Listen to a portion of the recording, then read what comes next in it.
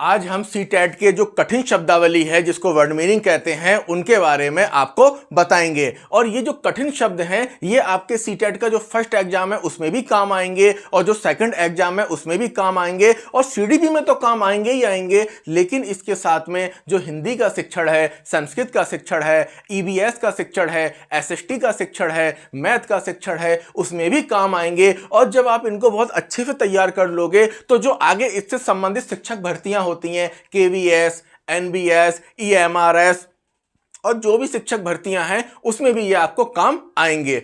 तो यहां पे हमें करना क्या है, इसको इनकी जो वर्ड मीनिंग है उनको जानना है। और एक चीज मैं और बताऊं वर्ड मीनिंग के बारे में, ऐसा नहीं है कि एक शब्द का एक ही अर्थ होता है। एक शब्द में होता क्या है वो वाक्य के अनुसार भी थोड़ा सा अपना अर्थ 19-20 होता रहता है। ये कोई डंडा ठोकी बात नहीं होती है कि नहीं इसका अर्थ यही है, होता तो यही है लगभग समान में, लेकिन थोड़ा सा वो अपने माहौल को देखकर भी चेंज हो जाता है। तो हमें क्या करना है, शब्द को समझना है। जैसा कि मैंने बताया कि शब्द के पहले क्या होता है, उपसर्ग होता है और बीच में एक शब्द होता है। तो हम शब्दों को समझेंगे। जैसे शब्द है प्रतिस्पर्धा, जिसका मतलब होता है कंपटीशन, कि बच्चा प्रतिस्पर्धा करता है अपने दूसरे बच्चों से, दूसरे क्लास के बच्चों से करता है। और जब उसकी प्रतियोगिताएं होती हैं, दौड़ प्रतियोगिताएं, अन्य प्रतियोगिताएं, तो वहां भी उसकी प्रतिस्पर्धा होती है। आप लोगों की भी क्या है, प्रतिस्पर्धा। और प्रतिस्पर्धा का एक नियम होता है, जो ताकतवर है वही जिंदा रहेगा, जो जिसमें दम है वही टिक पाएगा। तो इस प्रकार से प्रतिस्पर्धा का मतलब क्या है, कंपटीशन। दूसरा क्या है, सत्ताधारी। यहां सत्ताधारी का मतलब नेताओं से नहीं है, यहां सत्ताधारी का मतलब है स्कूल का वो शिक्षक जो कि आप एकेडमिक में है, कक्षा 2, 3, 4, 5, तो वहां पे टीचर तानाशाह होता है, बच्चे की हिम्मत नहीं है कि कुछ भी कह दे, तो वहां वो किस में होता है, सत्ता में होता है और वो सत्ताधारी होता है। घर में भी वही स्थिति होती है। कई बार क्या होते हैं कि पिता जो होते हैं वो सत्ता में होते हैं या माता सत्ता में होती हैं। तो सत्ताधारी का मतलब है पावर में होना। अगला शब्द है प्रतिवर्ती। ये विज्ञान का, शुद्ध विज्ञान का शब्द है प्रतिवर्ती। आपने पढ़ी होंगी प्रतिवर्ती क्रियाएं। होता क्या है, प्रतिवर्ती का मतलब एक क्रिया के कारण दूसरी क्रिया होना। फॉर एग्जाम्पल, आपने किसी व्यक्ति के थप्पड़ मारा, उसने घुमा के आपके मार दिया, तो इसे कहते हैं प्रतिवर्ती। ठीक है। आपने कोई ऐसा एक्शन किया कि बच्चे ने उसके तुरंत जस्टवादी कोई रिएक्शन दे दिया, तो इसको कहते हैं प्रतिवर्ती। आपने कोई एक्टिविटी करी, उसके बदले में आपको दूसरी एक्टिविटी देखने को मिली, इसे कहते हैं प्रतिवर्ती। ठीक है। अगला है संज्ञानात्मक द्वंद्व। संज्ञानात्मक का मतलब है आपका संज्ञान और द्वंद्व का मतलब है कंफ्यूजन। कई बार क्या होता है, संज्ञानात्मक द्वंद्व हो जाता है। द्वंद्व कैसे हो जाता है, जैसे आगे आने वाली भर्ती है, ईएमआरएस आने वाली है, ठीक है, इसके साथ एलटी आने वाली है। अब कई लोगों के दिमाग में संज्ञानात्मक द्वंद्व हो गया है। क्या हो गया, एलटी पढ़ें, ठीक है, ईएमआरएस पढ़ें, अल्पसंख्यक विद्यालय की पढ़ें, या इसके अलावा हम जीआईसी प्रवक्ता पढ़ें, तो ये क्या है, संज्ञानात्मक द्वंद्व। लेकिन अगर आप इसको विवेचन करोगे, चीजों को समझोगे, तो आपको पता लग जाएगा कि चाहे एलटी हो या ईएमआरएस हो, दोनों में विषय जो है 70 से 80% आ ही रहा है। तो पहले विषय को तैयार कर लो। चाहे एलटी ग्रेड हो या ईएमआरएस हो, दोनों में जीएस आ रही है, दूसरे नंबर पर जीएस तैयार कर लो। चाहे एलटी ग्रेड हो या आपका ईएमआरएस हो, एकलव्य आदर्श विद्यालय, दोनों में भाषा आ रही है, क्या करो, भाषा तैयार कर लो। तो ये इसको कहते हैं संज्ञानात्मक द्वंद्व। ये तभी आता है जब आपकी कोई काउंसलिंग करने वाला या आपको कोई गाइडेंस देने वाला नहीं होता है। कई बार बच्चों के दिमाग में भी संज्ञानात्मक द्वंद्व आ जाते हैं कॉन्सेप्ट को लेकर। कभी कभी टीचर गलत पढ़ा देते हैं। जब गलत पढ़ा देते हैं, अब बच्चे ने एक टीचर से कोई बात पढ़ी, एक टीचर से कोई बात पढ़ी, दोनों ने बात अलग बताई, तो भी बच्चे के माइंड में किया जाता है संज्ञानात्मक द्वंद्व। अब आया कोरी पट्टी के रूप में। जो बच्चे होते हैं वो कोरी पट्टी के रूप में होते हैं, कोरी स्लेट के रूप में होते हैं, कोरे कागज के रूप में होते हैं, कुल मिला के खाली होते हैं। बस अपने घर से पूर्व अनुभव लेकर आते हैं और भाषा लेकर आते हैं, और शिक्षक क्या करते हैं, उसको पूरा करते हैं। तो कोरी पट्टी के रूप में कौन होते हैं, बच्चे होते हैं, खाली होते हैं, आप अपने अकॉर्डिंग उनको भरते हो। अब ये क्या है, अनुकरण और अनुसरण। इसमें दोनों का अर्थ होता है कॉपी करना। अनुकरण करना, कॉपी करना। अनुसरण करना, किसी के अकॉर्डिंग चलना। तो इसका मतलब होता है कॉपी करना। बच्चे क्या करते हैं, अनुकरण करते हैं और अनुसरण करते हैं। अब आगे क्या है, सार्वभौमिक। सार्वभौमिक सभी ओर से। सार्वभौमिक का मतलब सभी ओर से। बच्चे का जो सार्वभौमिक विकास होता है वो मानसिक भी होता है, सामाजिक भी होता है, शारीरिक भी होता है, सारा ही होता है। यांत्रिक का मतलब बार बार, इसको मैं समझाता हूं। यांत्रिक वर्ड का इस्तेमाल आप सीटेट में और अन्य परीक्षाओं में कैसे करेंगे। जैसे आपने बच्चे को पढ़ा कराया 2 एकम 2, 2 दूनी 4, 2 तियां 6, 2 चौक 8, तो बच्चा रट रहा है, इसको कहते हैं यांत्रिक, यानी बार बार महीनों का 2 एकम 2, 2 दूनी 4, 2 तियां 6, 2 चौक 8, 2 पंजे 10। या एकदम क्या हुआ कि मेहमान घर पे आते हैं तो बच्चा छोटा सा होता है तो मम्मी कहती है बेटा कविता सुनाओ, वो कविता सुनाने लगता है, तो ये क्या यांत्रिक है कि रटी हुई चीज को क्या करना, सुना देना, तो इसको कहते हैं यांत्रिक। अनुपयुक्त प्रथा, प्रथा का मतलब तो जानते ही हैं, तौर तरीके, रीति रिवाज, तो अनुपयुक्त गलत तरीके की या गलत प्रथा जो गलत है, जो इस समय सेट नहीं हो पा रही है। जेंडर सशक्तिकरण का मतलब होता है जेंडर का पावर में होना। अगर भारत में ये वर्ड इस्तेमाल में आता है तो महिलाओं के सशक्तिकरण के लिए आता है, ताकि जो महिलाओं को ताकत प्रदान की जाए और उनको एक तरीके से मोटिवेट किया जाए ताकि वो कठिन कार्यों को अच्छे से कर सकें, और जितनी पुरुषों को सैलरी मिल रही है उन्हीं के बराबर वो कंधे से कंधा मिला के चल सकें और उतनी ही उनको सैलरी मिल सके। तो कहने का मतलब बराबरी होना और उसके पावर में आना, तो इसे कहते हैं महिला सशक्तिकरण। अब आ गया व्यक्तिगत बात। व्यक्तिगत बात का मतलब होता है आपस में ही बातचीत करना, यानी अपने आप से बातचीत करना। आपने देखा होगा कुछ लोग बैठे रहते हैं अपने आप से ही बात करते रहते हैं, तो इसे कहते हैं व्यक्तिगत बात। हतोत्साहित का मतलब होता है डिमोटिवेट। क्वेश्चन आता है ना कि आप टीचर हैं तो बच्चों क्या करेंगे, हतोत्साहित। एक चीज मैं आपको बताऊं, सीटेट का जो पेपर है विशेषकर साइकोलॉजी का, वो सही आंसर तभी क्लिक होगा कि आप क्वेश्चन को पढ़ने के बाद डिकोड कर सके और डायरेक्ट आंसर ना मारा जाए, डायरेक्ट आंसर ना मारा जाए, पहले 3 गलत कर लिए जाएं, और जब 3 गलत होंगे तो चौथा खुद ब खुद सही पता लग जाएगा। तो हतोत्साहित का मतलब होता है डिमोटिवेट करना, ठीक है। विश्लेषणात्मक का मतलब होता है तोड़कर समझाना टॉपिक को। एक होता है संश्लेषण। आपको एक ट्रिक बता दे रहा हूं इन दोनों की।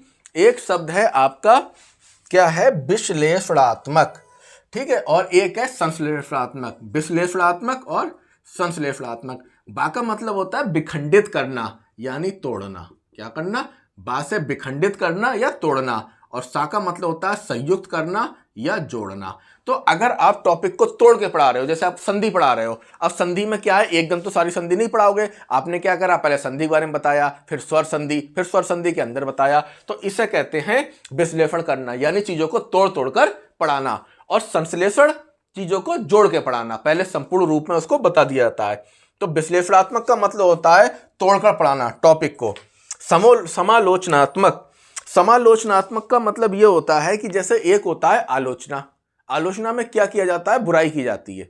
आलोचना में क्या किया जाता है, केवल बुराई ही बुराई करी जाती है और उसकी अच्छाई बताते हैं। लेकिन समालोचना में क्या होता है, अच्छाई और बुराई, अच्छाई और बुराई दोनों चीजें उसको बताई जाती हैं, ठीक है। यानी समालोचना करना, जैसे किसी हम कवि के बारे में हिंदी में ये क्वेश्चन आता था कि इसकी आलोचना करिए, फिर तो आपको बुराई करना है। लेकिन समालोचना का मतलब होता है उस कवि की अच्छाई और बुराई दोनों पर प्रकाश डालना है। निपुणता का मतलब होता है एक्सपर्ट बनना। निपुणता का मतलब होता है एक्सपर्ट बनना, अपने काम में परफेक्शन लाना। का मतलब होता है गणित की बीमारी, जिसमें बच्चा गुणा नहीं कर पाता है। वो कह रहे हैं सांस्कृतिक विविधताएं, सांस्कृतिक विविधताएं, इसका मतलब होता है धार्मिक और भाषाई रूप से अलग होना। सांस्कृतिक संस्कृति के रूप में, और क्या है इसमें, विविधताएं। तो आपने देखा होगा एक अलग संस्कृति के व्यक्ति होते हैं, कुछ अलग होते हैं, कुछ अलग होते हैं, तो उनमें क्या पाई जाती है, डिफरेंट पाए जाते हैं, विभिन्नताएं पाई जाती हैं। अगला है विवेचनात्मक चिंतन। विवेचनात्मक चिंतन का मतलब बहुत गहराई से सोचना। जैसे वो सीबीआई वाले जो होते हैं और जो जांच एजेंसी वाले होते हैं, इन्वेस्टिगेशन करते हैं, वो बहुत गहराई से सोचते हैं। कई बार आपने सीरियल में भी देखा होगा कि कुछ जांच एजेंसी वाले बहुत बाल की खाल निकालते हैं, तो उसको हम क्या कहते हैं, विवेचनात्मक चिंतन। चरणीय सिद्धांत। चरणीय सिद्धांत मतलब स्टेप बाय स्टेप करना, कोई भी काम को स्टेप बाय स्टेप करना, पहली सीढ़ी, दूसरी सीढ़ी, तीसरी सीढ़ी, इसको कहते हैं चरणीय सिद्धांत। सबसे पहले बच्चा क्या करता है, सुनता है, फिर क्या करता है, बोलता है, फिर क्या करता है, पढ़ता है, फिर क्या करता है, लिखता है। तो ये क्रम में होता है, ठीक है। अगला कह रहे हैं कि पारिवारिक सामाजिकरण।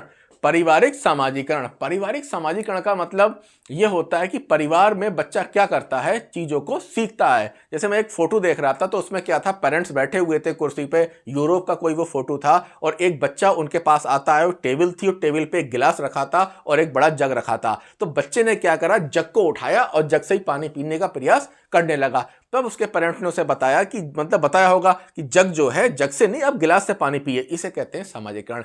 यानी समाज में रहने के जो तौर तरीके होते हैं, उनको बच्चा अपने परिवार से सीखता है। अगला आपका हो गया समकक्षी संबंधी। समकक्षी संबंधी, देखो समकक्षी समान कक्षा के संबंधी, ये कोई रिलेशन वाले नहीं होते हैं, जो दोस्त होते हैं, ठीक है। तो समकक्षी संबंधी का मतलब होता है जो वो होते हैं बच्चे के दोस्त होते हैं, संगी साथी होते हैं। अगला है सांस्कृतिक मूल्य, इसको कहते हैं धार्मिक ईमानदारी। सांस्कृतिक मूल्य का मतलब यह है कि आपको अपने कल्चर से कुछ ईमानदारी मिलती है, कुछ ऐसी नैतिक शिक्षाएं, ईमानदारी मिलती है, उसको कहते हैं क्या? धार्मिक ईमानदारी, यानी सांस्कृतिक मूल्य, जो बच्चा अपनी संस्कृति से सीखता है। प्रतीकात्मक खेल का मतलब होता है झूठे खेल। जैसे बच्चे होते हैं, गुड्डा गुड़िया ले आते हैं, उन्हें कपड़े पहनाते हैं, उनकी शादी कराते हैं, फिर वो खाना बनाते हैं। अब वो जो खाना बच्चे बर्तनों में बनाते हैं तो उसमें कोई ना तो चावल होते हैं ना रोटी होती है, तो वो एक तरीके से क्या होते हैं? प्रतीकात्मक खेल होते हैं, झूठे मूठे खेल। संवेदी गामक, ये वही वाली बात आ गई जो मैंने पहले बताई थी कि इमोशनल तरीके से काम करना। अचानक आपके अंदर क्या इमोशन जाग गया और इमोशनल तरीके से आप क्या कर रहे हो? काम कर रहे हो। नैतिक चिंतन का मतलब ईमानदारी से सोचना। वो हिंज की कहानी आपने नहीं सुनी थी? यही तो था उसमें नैतिक चिंतन, कि उसकी वाइफ जो है बीमार हो जाती है, अब उसके पास इतने पैसे होते नहीं जितने की दवा होती है, तो अगले दिन वो क्या करता है? मेडिकल में चोरी कर लेता है। अब सारे बच्चों से पूछा कि हिंद ने सही करा गलत किया। जिस बच्चे के अंदर नैतिक ईमानदारी होगी वो कहेगा कि उसने गलत किया, उसको काम ईमानदारी से करना चाहिए था, और जिसमें नैतिक ईमानदारी नहीं होगी वो कहेगा अच्छा किया। तो इसे कहते हैं क्या? नैतिक ईमानदारी, यानी ईमानदारी सोचना। अध्यापन और मूल्यांकन, अध्यापन का मतलब होता है पढ़ाना और मूल्यांकन का मतलब होता है टेस्ट करना। अगला कह रहे हैं अवलोकनात्मक अधिगम, अवलोकन करना, ऑब्जर्वेशन करना। एक ऐसा अधिगम जो देख के किया जाता है। जैसे डांस, आपने डांस देखा है, जब डांस सीखा जाता है तो वो देख के सीखा जाता है। तो ऐसा अधिगम जो देखने के बाद, कुकिंग है वो देख कर सीखी जाती है। तो अब हालांकि सीखने के और भी तरीके होते हैं कुकिंग के, लेकिन कुछ ऐसी अधिगम होते हैं जो आप देख देख कर सीखते हैं। जैसे आपकी कुश्ती हो गई या कराटे हो गए, तो ये भी सब क्या होते हैं? देख कर सीखते हैं। तो इसे कहते हैं अवलोकनात्मक अधिगम, देख कर सीखना। फिर है द्वंद्वात्मक अधिगम, वही बात, कंफ्यूजन वाला सीखना। द्वंद्वात्मक, बच्चा कंफ्यूजन में रहता है कि जे सही है या जे सही है। अक्सर होता क्या है कि जब आप लोग कंपटीशन में कुछ मार्केट किताबें ले लेते हैं जो कि एंथेटिक नहीं होती हैं, उनकी तुलना में जो संदर्भ ग्रंथ होते हैं या मूल किताबें होती हैं, तो किसी एक प्रकाशन में कोई अलग बात लिखी होती है फिर टॉपिक के बारे में, दूसरे प्रकाशन में अलग बात लिखी होती है, तो आप खुद कन्फ्यूजन में पड़ जाते हैं। लेकिन आप जितने भी संदर्भ बुक देखेंगे, चाहे वो किसी को प्रकाशन तो होता नहीं, उनका तो राइटर होते हैं, चाहे वो किसी राइटर की हो, चीज़ आपको एक ही मिलेगी। तो जहाँ पे ये कन्फ्यूजन की स्थिति होती है उसे कन्फ्यूजन वाला सीखना कहते हैं। अभिवृत्ति का मतलब आदतें, कहते हैं अभिवृत्ति टेस्ट। अभिवृत्ति का मतलब होता है आदतें। इकाई, इकाई का मतलब इकाई नहीं होता है इकाई धाई, इकाई का मतलब होता है कई पाठ योजनाएं। या दो चीजें होती हैं, एक होता है पाठ योजना, पाठ योजना होता है एक, पाठ योजना होता है एक, और इकाई का मतलब कई पाठ योजनाएं। जैसे कोई गणित की वो है, मान के चलिए विषय सूची है, उसमें क्या है? लाभ हानि है, आपका प्रतिशत है, अनुपात समानुपात है, ये सब चीजें हैं। तो इस तरीके से उसके अंदर क्या है? टॉपिक है। तो इन सबको क्या कहेंगे हम? इकाई, यानी कई टॉपिकों का समूह, उसको क्या कहते हैं? इकाई। और जैसे ही आप लेसन प्लान बनाते हैं बहुत ढेर सारे, तो उन सभी लेसन प्लानों के ग्रुप को क्या कहते हैं? इकाई योजना। क्लियर? सह पाठचर्या, यानी सिलेबस के साथ में भी आपको जो पढ़ाया जाता है, सिखाया जाता है, उसे क्या कहते हैं? सिलेबस कहते हैं। संकल्पनात्मक मानचित्र, अगला हमारा क्या है वर्ड मीनिंग? संकल्पनात्मक मानचित्र, यानी कॉन्सेप्ट का आपके दिमाग में मानचित्र होना। यानी कॉन्सेप्ट जो है, अब जैसे आप सीटेट तैयारी कर रहे हैं तो आपके दिमाग में क्या है? सीटेट के सिलेबस का जो कॉन्सेप्ट है उसका मानचित्र है कि इसमें तीन चीजें पूछी जा रही हैं। पहला क्या है? बाल विकास, दूसरा क्या है? समावेशी शिक्षा, तीसरा क्या है? अध्ययन अध्यापन। अगर यही चीज मैं इतिहास विषय के बारे में कहूं कि संकल्पनात्मक मानचित्र इतिहास का, तो जिसके माइंड में कॉन्सेप्ट क्लियर है, पूरा कॉन्सेप्ट की संकल्पना एक डायग्राम के रूप में है, वो तुरंत कहेगा कि इतिहास के तीन भाग होते हैं, प्राचीन इतिहास, मध्य इतिहास, आधुनिक इतिहास। अब प्राचीन इतिहास में भी कौन कौन से हैं? प्रागैतिहासिक काल है, सिंधु घाटी की सभ्यता है, इसके बाद क्या है? वैदिक काल है, जैन धर्म है, बौद्ध धर्म है, ठीक है, मौर्य काल है, मौर्योत्तर काल है, उससे पहले क्या आएगा आपका? मगध का है, इसके बाद गुप्त, गुप्तोत्तर, फिर हर्षवर्धन का। तो कहने का मतलब आपके दिमाग में जो एक इमेज होती है, डायग्राम होता है कॉन्सेप्ट का, उसी को कहते हैं संकल्पनात्मक मानचित्र। तभी तो मैं कह रहा हूं सिलेबस याद कर लो, जब इमेज बनेगी उसका बेनिफिट मिलेगा। मिश्रित सहपाठी, हर तरीके के बच्चे, देखो बच्चे चार ही तरीके के होते हैं। पहले कौन से होते हैं आपके? होते तो देखो वही डिफरेंट काफ़ी होते हैं। पहले कौन से होते हैं आपके? जो विशिष्ट बच्चे होते हैं। दूसरे कौन से होते हैं? जो औसत होते हैं। तीसरे कौन से होते हैं? जो एक तरीके से कम, उनमें कम समझ पाते हैं वो चीज़ों को, धीमे बच्चे, ठीक है, इनको हम धीमे सीखने वाले बच्चे भी कह सकते हैं। और चौथे दिव्यांग, वो दिव्यांग में विभिन्न प्रकार के बच्चे आ जाते हैं। तो ये 4 तरीके के बच्चे होते हैं। अब ये चारों तरीके के बच्चे अगर एक साथ बैठ जाएं तो इन्हें कहते हैं मिश्रित सहपाठी। सामाजिकरण मैंने आपको बता ही दिया कि समाज में रहने के लायक आपको बनाना, ये सामाजिकरण होता है। समाज में रहने के लायक बनाना या रहने योग्य हैं तो आपका सामाजिकरण हो चुका है।